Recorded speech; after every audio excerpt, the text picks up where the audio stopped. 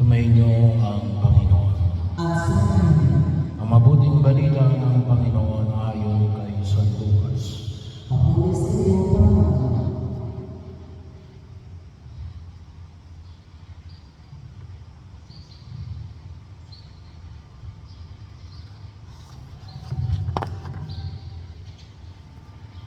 Noong panahon yung sinabi kay Jesus ng isa sa mga tao, iutos na po ninyo sa kapatid ko na ibigay sa akin ang bahagi ko sa aming mana. Sumagot siya, Ginoo, sino ang naglagay sa akin bilang hukom o tagapaghagi ng mana ninyo? Ang sinabi niya sa kanilang lahat, mag-ingat kayo sa lahat ng uri ng kasamaan. Sapagal ang buhay ng tao ay wala sa laki ng kayamanan. Ang pagkatapos ay isinaysay ni Jesus ang talihalang ito. Ang bukirin ng isang mayaman ay umani ng sagana. Kaya nasabi niya sa sarili, ano ang gagawin ko?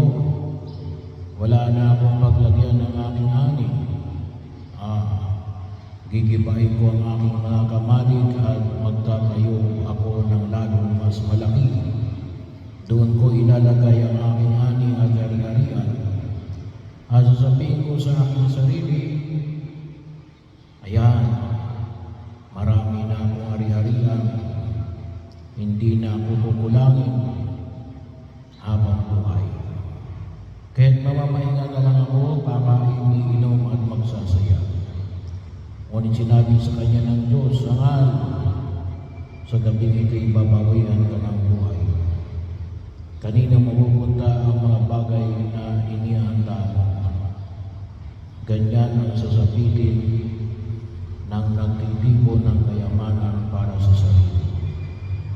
Ngunit duka naman sa paningin ng Diyos. Ang mabuting balita ng Panginoon. Pinupuri ka namin, Panginoon.